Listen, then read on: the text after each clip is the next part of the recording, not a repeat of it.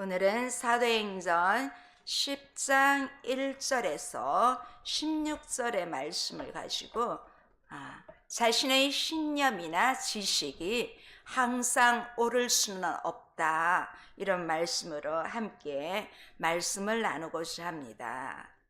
이제 느가의 서사렌즈는 요빠에서 약 50km 떨어진 가이사라로 이동하게 됩니다. 이제부터 어떤 일이 펼쳐질지 베드로와 고넬료를 포함하여 아무도 모릅니다. 전적으로 성령이 주도하십니다. 오늘 우리 본문을 다 읽지는 않았지만 1절에서 16절에는 두 번의 환상이 동원됩니다. 고넬료가 갑자기 서사의 주인공으로 등장합니다. 앞서 만난 애니야와 다비다에 비해 훨씬 주도적인 역할을 하는 인물로 등장하고 있습니다. 예수님께서 승천하시면서 마지막으로 남기신 지상대명령으로 성령이 임하시면 복음을 온 땅에 전파라는 명령대로 이제 이 복음은 예루살렘을 벗어나 이방 땅에도 복음이 전파되기 시작하고 있습니다. 지금까지는 유대인 중심으로 전파되던 복음이 이제 본격적으로 이방인들에게도 전달되는 대전환을 이루는 사건이라고 볼 수 있습니다. 앞선 이 9장에 기록된 사울의 회심과 베드로의 순회 전도 사역으로 다져진 이 이방 선교의 기초 작업에 이어서 오늘 본문은 이방인 고넬료 회심 사건을 기록함으로써 이제 이후부터는 이방인에게도 앞으로 장차 이 사울이 바울이 되면서 이 바울을 통하여 땅끝까지 복음이 전파될 여건이 마련되는 것을 오늘 이 고넬료 사건이 더욱더 그 기점이 됩니다. 그래서 이 고넬료 회심 사건이 갖는 중요성은 이 사건이 오늘 본문 10장 1절에서 11장 8절까지 매우 길게 기술되어 있다는 그러한 점에서도 잘 드러나고 있습니다. 복음은 경계를 넘어 잠시도 중단되지 않고 계속 이렇게 흘러가고 있음을 보게 됩니다. 우리가 1절을 보았지요. 이 가이사라에 고넬료라는 사람이 있습니다. 이제 이 사건의 지리적인 배경이 되는 가이사라, 이 가이사라는 해변 도시로 요빠의 북쪽 약 50km에 위치하고 있습니다. 이 도시는 이 가이사 아구스도, 누가복음에 나오지요. 가이사 아구스도를 기념하여 헤롯 대왕이 그 기원전 25년부터 약 10년 동안 지었습니다. 이 로마 통치 시에 어쩌면 행정상 이 유대의 수도처럼 그렇게 되었습니다. 이 가이사라의 헤롯이라는 사람이 이렇게 새롭게 건축한 것은 이 건물이 많았어요. 훌륭한 또 여기는 항구 도시로 많은 사람들이 오가는 그런 곳입니다. 그래서 이 로마 총독의 주둔지가 되었을 뿐만 아니라 이방인의 영향력이 어쩌면 이 유대인 현지 사람들보다 더 컸다고 볼 수 있습니다. 주둔지였습니다.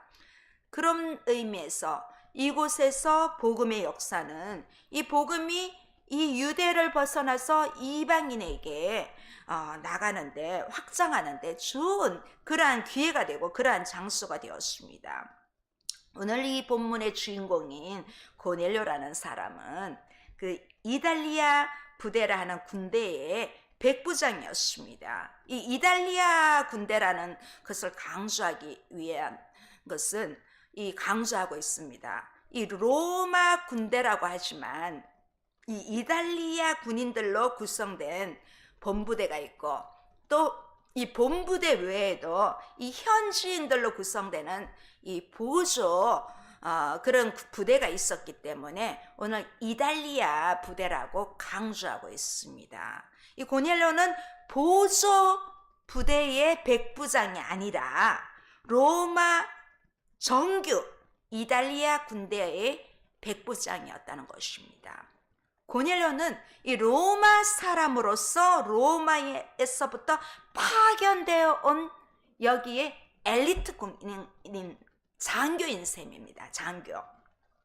그래서 이 고넬료는 로마 군대의 백부장으로서 완전한 이방인입니다. 로마 황제한테 충성하는 군인입니다. 어쩌면 뼛속까지 이방인입니다. 이런 사람이 뜻밖에도 경건하고 하나님을 경외하는 사람으로 그와 그의 가족들이 복음화됨으로써 이 가이사라의 비유대인 교회가 세워진 최초의 도시가 되었다고 할 수 있습니다. 그런데 이 성경은 고넬료에 대한 신분에 이어서 아주 놀라운 것을 또 알려줍니다. 이 고넬료는 경건하다. 온 집안이 더불어 하나님을 경외한다. 백성을 많이 구제하고 항상 하나님께 기도한다. 2절에 그렇게 말씀이 되어 있습니다. 이 로마 황제에게 목숨 바쳐 충성하는 군인이 하나님을 두려워할 줄 아는 신앙을 가졌다는 것은 아주 놀라운 일입니다. 이 고넬료는 경건이 자신만 경건한 것이 아닙니다. 자신 개인의 차원에서만 머물러 있지 않았다는 것에서 놀라운 것입니다. 자신뿐만 아니라 온 지방, 온 가족들과 심지어 함께하는 종들과 함께 하나님을 경외하는 그런 사람이었습니다. 오늘 여기 경건하여, 경외하다 이런 말이 있지요. 이 경외하다라는 의미는 현재 분사형으로 이 경외하는 것이 계속 나타낼 때 쓰는 것입니다. 이 현재 분사형이 사용된 것은 이 고넬료와 그의 온 집안의 삶이 항상 늘 언제나 하나님을 경외하는 그러한 삶이었음을 나타내고 있습니다. 그러나 이 고넬료는 유대회당에 참여하여 유대 율법과 관습을 존중하지만 할례는 받지 않았기 때문에 이스라엘의 회중에는 들지 않았던 사람입니다. 누가복음에도 보면 이 고넬료와 비슷한 사람이 등장하는데 바로 그 사람이 가버나움의 백부장입니다. 그 역시 유대교로 완전히 개종하지는 않았지만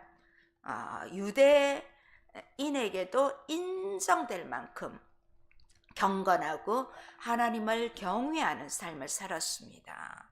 이 가버나움의 백부장도 오늘 여기 고넬료처럼 예수님께 믿음에 대한 칭찬도 들었습니다. 오늘 본문에 나오는 이 고넬료는 하나님을 경외할 뿐만 아니라 많은 백성을 구제했습니다. 특히 여기 만이라는 표현을 사용한 것은 다른 사람들보다 더 특출나게 많은 구제를 했음을 보여주고 있습니다. 당시 로마 군인들이나 관료들은 이 자신들의 지위를 이용해서 세리들도 그랬잖아요. 오히려 식민지 백성들을 착취하는 것이 보통이었는데 이 고넬료는 예외적으로 구제에 힘썼던 사람입니다. 그가 백성을 많이 구제했다는 것은 이 사람이 함께 주둔해 있는 로마 사람들을 구제한 것이 아니라 자기가 주둔하고 있는 유대 지역에 이스라엘 사람들에게 자신의 많은 것을 베풀었다는 것입니다. 이 사람은 유대교로 완전히 개종한 사람은 아니지만 거의 유대인처럼 개종한 사람과 비슷한 그러한 수준의 사람입니다. 이 당시도 이방인들 중에도 이렇게 율법을 배우고 하나님을 믿었지만 유대교를 개종하지 않는 사람들이 있었습니다. 그들이 개종은 비록 안 했지만 그들의 삶은 유대인처럼 하나님을 믿고 살았다는 것입니다. 이 고넬료는 로마의 군인이었기 때문에 이 황제에 대한 충성을 1년에 한 번씩 맹세해야 했습니다. 그래서 이 할례를 받거나 유대교로 개종하거나 이렇게 하지는 못했던 것입니다. 왜냐하면 이 유대인들은 항상 황제에게 충성을 맹세해야 되기 때문에 유대인들이 봤을 때는 황제에게 충성을 맹세하는 것은 우상 숭배이기 때문입니다. 이런 면에서는 이 고넬료가 정말 경건하고 구제하고 그런 사람이었지만 완전히 온전하지는 못했던 것을 볼 수 있습니다. 그렇지만 그런 중에도 이 사람은 항상 하나님께 기도했습니다. 기도하더니, 자, 이 기도하더니는 간청하다, 기도하다, 요구하다, 이런 의미하는 이 역시 현재 분사입니다. 이 고넬료를 소개하는 그 모습 속에서 다 현재 분사를 사용하고 있습니다. 왜냐하면 그때부터 지금까지 쭉 하고 있다는 것입니다. 그래서 항상 이런 의미로 고넬료가 항상 기도하는 사람이라는 것을 강조하고 있습니다. 고넬료는 언제든지 좋은 일이 있을 때나 안 좋은 일이 있을 때나 늘 하나님 앞에 기도하는 그러한 삶을 살았음을 볼 수 있습니다. 이방인임에도 불구하고 진정으로 하나님을 의지하고 경외하는 삶을 살았기 때문에 하나님은 많은 이방인들 중에서도 특별히 고넬료에게 이방인 구원 1호라는 영예와 은혜를 허락하셨습니다. 그런데 이 경건한 이방인 장교인 고넬료에게 놀랍게도 하나님의 환상이 임합니다. 우리가 보았던 3절에 보면 제9시쯤 이 고넬료에게 환상이 나타나서 하나님의 사자가 고넬료야 하고 부릅니다. 자, 유대인의 시간은 항상 우리 시간에 6을 더하면 됩니다. 그래서 제9시는 우리 시간으로 하면 오후 3시입니다. 이 고넬료가 환상을 본 것은 제9시로 유대인의 기도 시간입니다. 그 시간에 고넬료가 기도하고 있었다는 것이에요. 고넬료가 기도하고 있을 때 환상을 보았고 또 하나님의 사자가 그에게 찾아왔습니다. 여기서 우리도 적용해야 할 부분이 있습니다. 이 고넬료가 규칙적인 기도 생활을 하는 가운데 하나님의 환상을 보았습니다. 우리도 기도를 고넬료처럼 정기적으로 정시 기도를 할 때 하나님의 역사가 일어날 수 있다는 것입니다. 물론 오늘 본문에서는 하나님의 일방적인 은혜로 천사를 보내주셨습니다. 하나님의 사자는 정확히 고넬료야 하고 이름을 부릅니다. 왜 고넬료야 하고 이름을 불렀을까요? 이것은 하나님께서 고넬료를 잘 알고 계신다는 뜻입니다. 고넬료가 잘하고 있는 것을 하나님께서도 인정하신다는 것입니다. 우리가 이렇게 할 때 고넬료의 이름을 부르는 것처럼 나의 이름을 부르고 이런 은혜를 주신다는 것입니다. 4절에서 6절에서 보면 고넬료가 이름을 부르니까 환상 중에 이름을 부르니까 깜짝 놀랍니다. 두려워합니다. 두려워서 주여 무슨 일이니까 하고 부릅니다. 이 고넬료는 하나님의 사자의 부름에 뭐라고 부릅니까? 주여, 주여라고 부릅니다.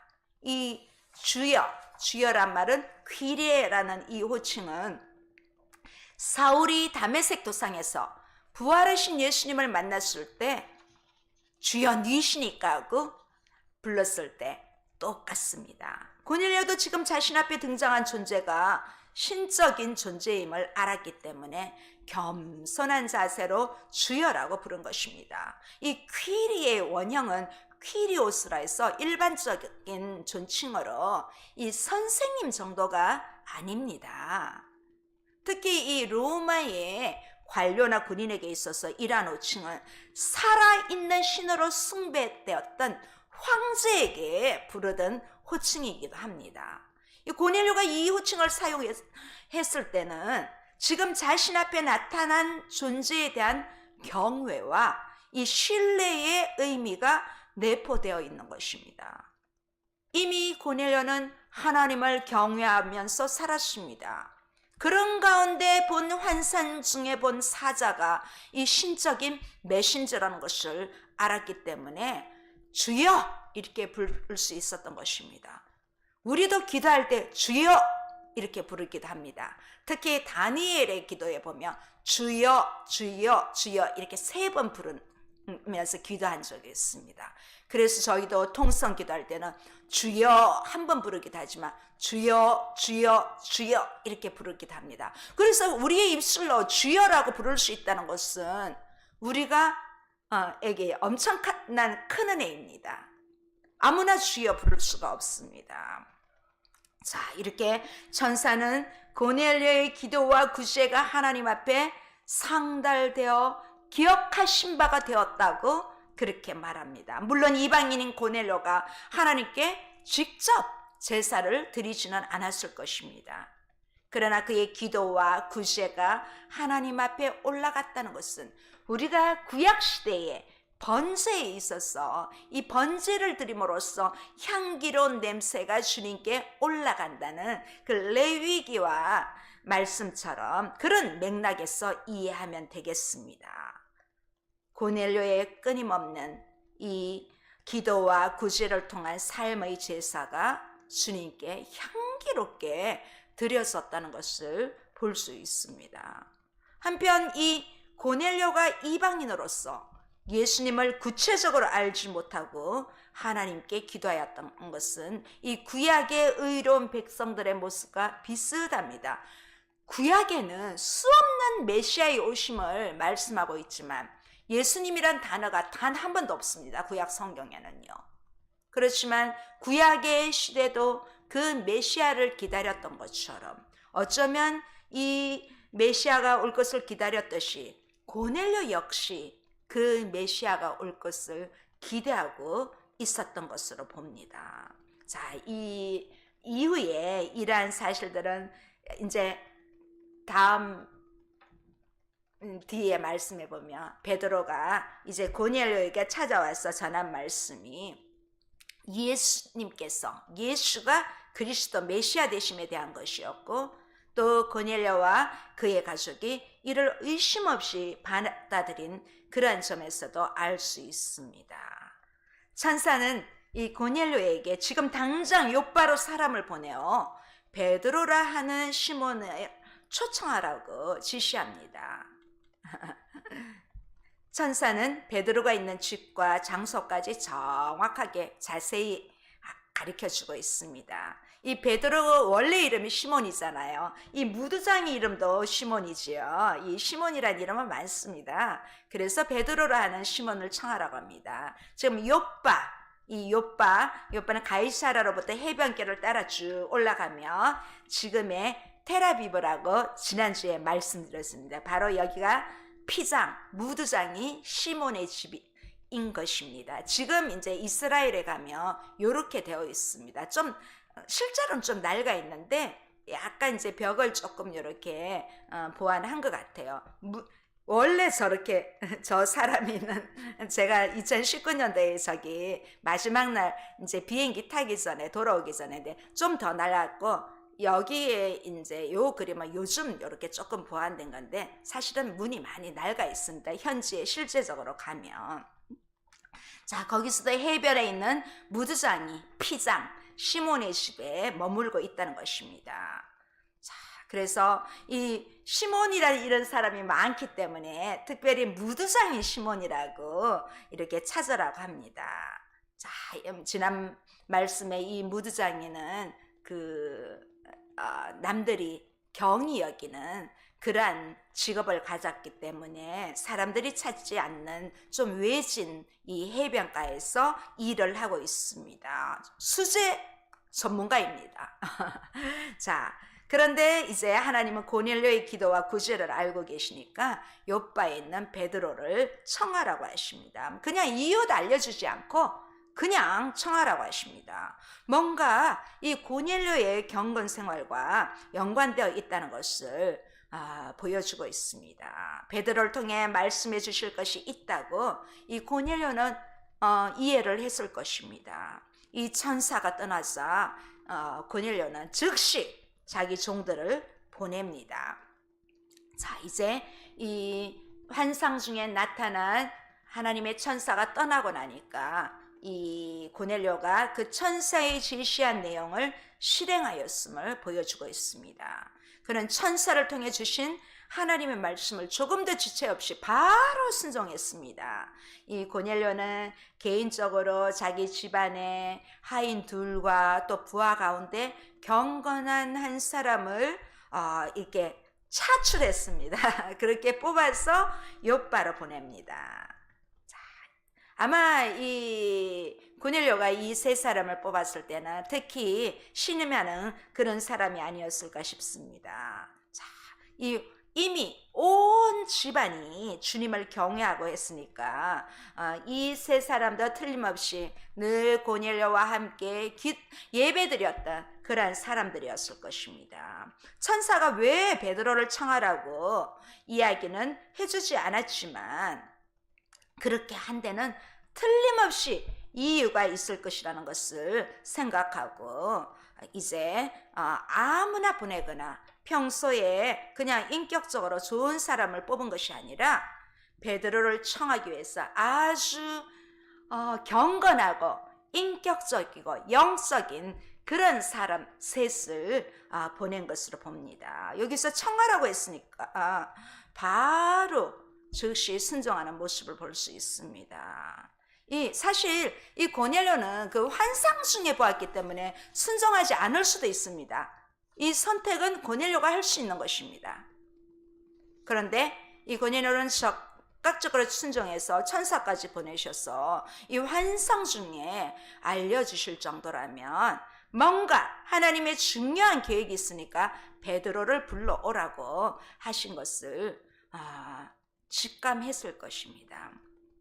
우리가 성경을 읽다 보면 여러 장면들이 스쳐가지 않습니까? 그런 가운데 이 한 단어가 있습니다. 그 단어가 바로 이 한편이라는 단어가 스쳐갑니다. 하나님은 어떤 일을 하실 때 한 곳에서만 일하시는 것이 아니라 동시에 일하고 있을 때가 있습니다. 하다못해 우리가 일을 할 때도 요거 하면서 요거 하기도 하잖아요. 자, 여기서도 그렇습니다. 고넬료에게 그런 일이 벌어지고 있었습니다. 한편 베드로는 땡땡땡이라는 식입니다. 이렇게 부정한 자로 낙인이 찍혀있는 무드장이의 집에 정통 유대인 사도 베드로가 여러 날을 거기서 머물고 있습니다. 고넬료의 집에 저런 일이 일어나고 있던 한편 여기서는 어떤 일이 벌어지고 있습니까? 이제 9절에서 16절까지는 베드로의 환상, 이 앞에 1절에서 8절 안에는 고넬료의 환상이 나타났고 그 시간에 똑같이 또 베드로에게 환상, 오늘 이 짧은 16절 안에는 두 사람의 환상의 이야기입니다. 이제 다음 날 정오쯤 세 사람이 요바로 가까이 이릅니다. 이제 누가의 렌즈는 요바로 갑니다. 요바에 있는 베드로에게 비추고 있습니다.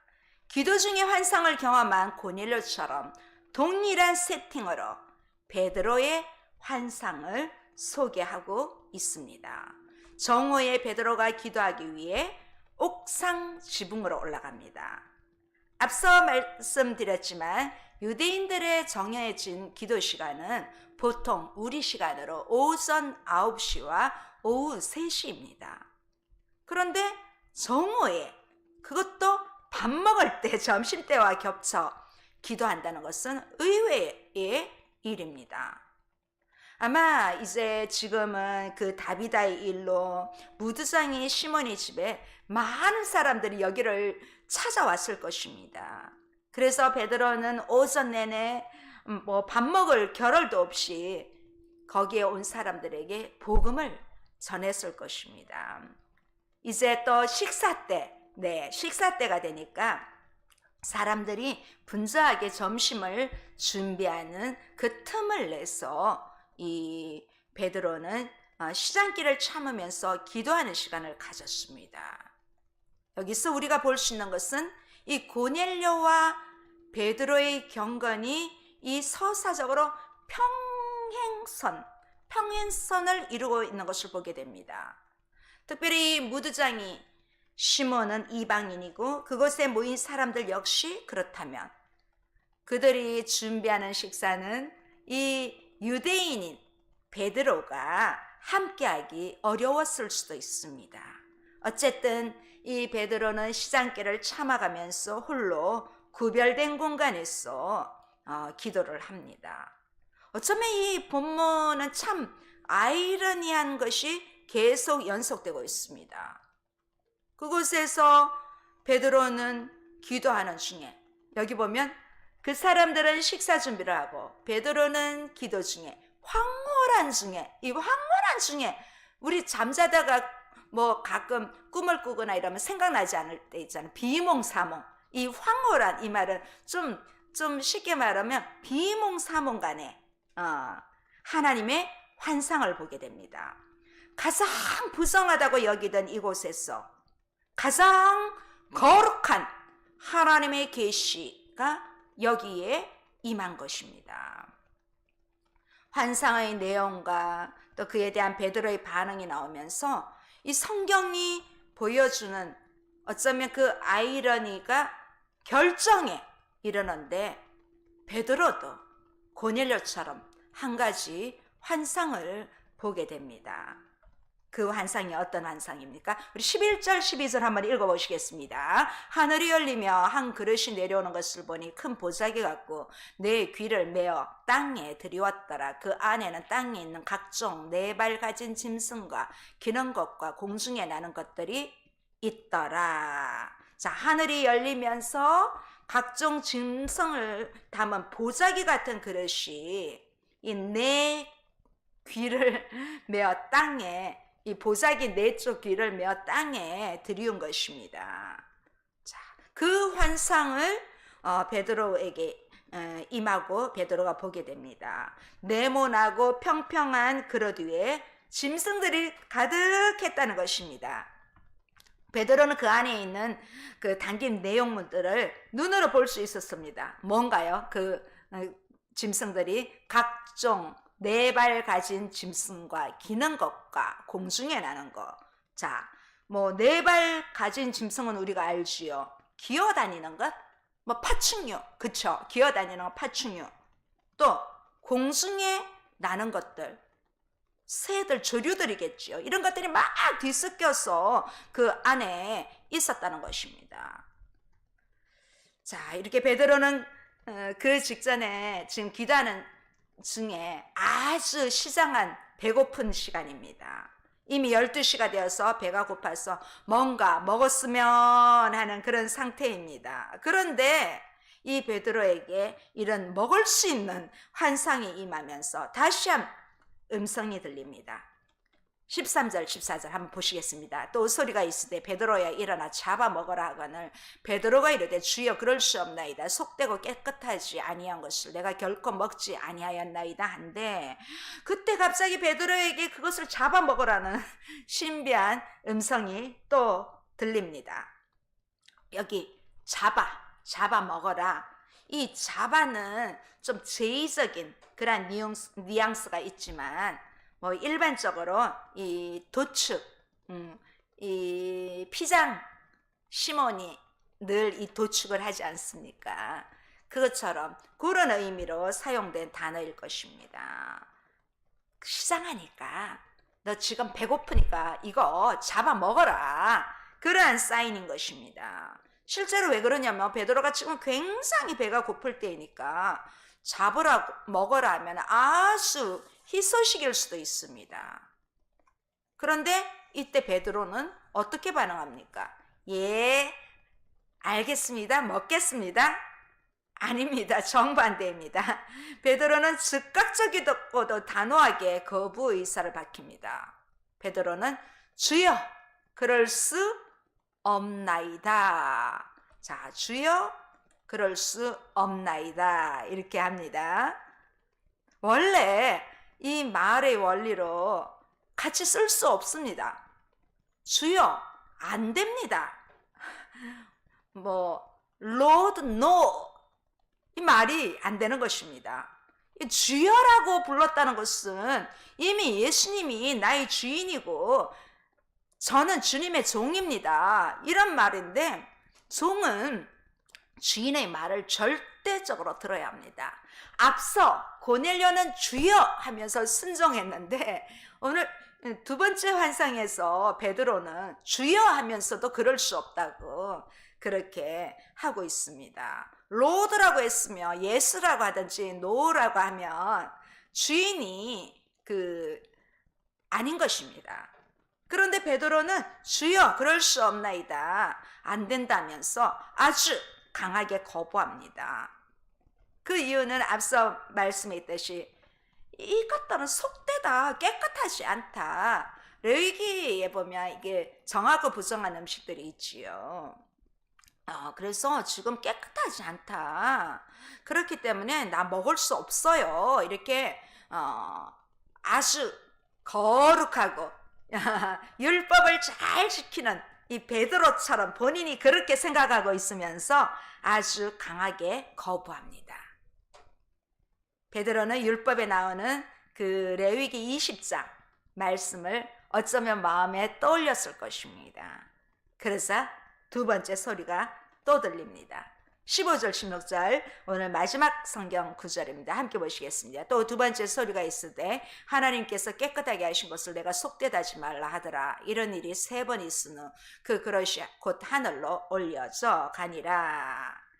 자, 예수님의 제자 베드로 제자가 되기 전에 비록 이 베드로가 업으로 살았지만 평생 이 율법과 또 유대신앙 정통신앙을 잘 배웠기 때문에 부정하고 정한 것을 구별하면서 살아왔습니다.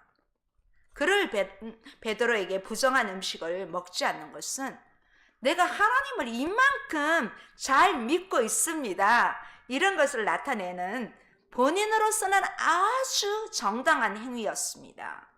그래서 베드로는 이 포목 안에 짐승들을 먹어본 일이 없었고 아무리 지금 시장에도 저는 먹을 생각이 없습니다. 그렇게 선포하는 것입니다. 그런데 반면 천사는 베드로가 부정하다고 말한 그 짐승들을 하나님께서 깨끗하게 하셨다고 선포한 것입니다. 그것들이 이 땅에서 그냥 이렇게 차려진 것이 아니라 하늘에서 내려왔다는 것이 이미 하나님께서 정하다고 선포한 것임을 나타내 주고 있습니다. 하나님께서 정결하게 하셨다면 정결한 것으로 인정해야 되지 인간이 속하다고 할 수는 없는 것입니다. 아무리 그렇다지만 이 신앙과 신념에 있던 길들여진 베드로는 하나님의 사자의 이 환상으로 보여준 것을 바로 쉽게 순종할 수가 없었습니다. 그렇게 천사와 베드로가 3번이나 걸쳐서 옥신각신합니다. 마침내 그 하늘로부터 내려온 포목이 그대로 하늘로 다시 올라가면서 이 환상이 종료됩니다. 자, 결국 베드로는 그것을 먹었습니까? 안 먹었습니까? 안 먹었습니다. 먹지 않았습니다. 어쩌면 이 환상은 매우 충격적인 그러한 상징성을 보여주고 있습니다. 물론 지금은 베드로는 이 표면적으로 보이는 그러한 내용만 이해할 뿐입니다. 하나님께서 부정한 것을 정결하게 하셨다면 정결하게 된 것입니다. 아무리 이 율법과 전통이 하나님보다 절대적으로 우선될 수 없다는 것입니다. 어쩌면 이 단계에서 베드로는 이 환상을 보여준 것이 내가 지금 배고프니까 하나님께서 이 환상을 보여주시고 지금 1층에서 점심 식사를 준비하고 있는데 이 사람들은 다 이방인인데 이런 것들을 요리할 텐데 가서 먹어, 이렇게 들을 수도 있었다는 생각이 듭니다. 사실은 그게 아니지만 베드로로서는 이 환상의 내면을 다 이해할 수 없기 때문에 이런 것들을 갖고 밑에서 요리하고 있으니까 나 지금 배고프니까 내려가서 먹으라는가 보다. 순간 그런 생각도 해봤습니다. 하지만 곧바로 이어진 사건은 그 환상의 어쩌면 충격적인 의미와 실체를 앞으로 드러내주고 있습니다. 이 부정과 정결을 구분짓는 것은 단지 이 음식이 아니라 사람과 민족으로 확장된다는 것입니다. 그래서 이 일을 하나님은 베드로를 통해서 해결하고자 하시는 것이었습니다. 정통적인 정통, 그리고 이 사도 베드로가 이런 것을 경험하게 하심으로써 이제 이 이후에 11장과 15장에 가보면 베드로가 이방인에게 복음을 전하는 일에 결정적인 역할을 하게 됩니다. 하나님은 이 일을 위해서 베드로를 준비시킨 것입니다.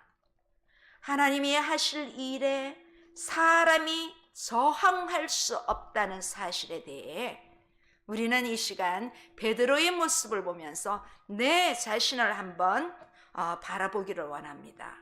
내 안에 있는 나, 내 삶 속에 나타나는 나는 어떻습니까? 내 삶 속에서도 하나님이 된다고 하시는데 내가 안 된다고 하지는 않습니까? 그런 적은 없습니까? 하나님은 이렇게 하라고 하시는데 왜 내가 그러면 안 되고 저렇게 해야 한다고 하지는 않았습니까? 오늘 고넬료를 부르신 하나님은 우리도 똑같습니다. 나를 부르셨습니다. 나를 사용하기 위해서 정한 사람으로 만들어 주셨습니다. 하나님은 고넬료를 부르시고 고넬료를 깨끗하게 하시고 구원하셨습니다.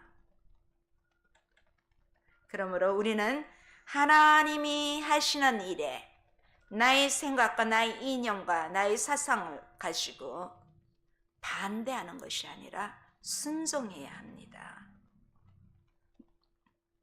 우리는 신념, 내가 아는 지식을 아주 큰 가치로 여깁니다. 이 신념, 지식 크지요. 그렇지만 내가 생각하는 이 신념이나 지식이 항상 옳을 수는 없습니다. 하나님께서 정하다 하셨다면 우리는 내가 소중히 여기는 나의 신념이나 내가 갖고 있는 지식도 옳지 않을 수 있다 하고 내려놓는 것이 진짜 하나님이 주시는 신념이요 지식인 줄 믿습니다. 자, 이제 우리는 항상 내 자신의 신념이나 지식이 옳지 않을 수 있다는 것을 다시 한번 베드로를 통하여 깨닫고 하나님의 말씀 안에서 순종하는 한 주간이 되시기를 주님의 이름으로 소망합니다. 저 역시 또 내일 베트남 달라스로 갑니다. 거기에 현지 신학생들이 기다리고 있습니다. 거기에 가서 신학생들에게 말씀을 전하면서 또 거기에 복음을 전하러 갑니다. 저도 제 자신의 신념이나 지식이나 이런 것으로 내가 거기 가서 어떻게 하지? 그렇지만 주님의 말씀, 주께서 하라 하신 줄 믿고 주께서 정하다 하신 줄 믿고 오늘 고넬료처럼 순종하여 한 주간 선교를 다녀옵니다. 무시로 성령 안에서 기도해 주시면 감사하겠습니다. 기도하시겠습니다.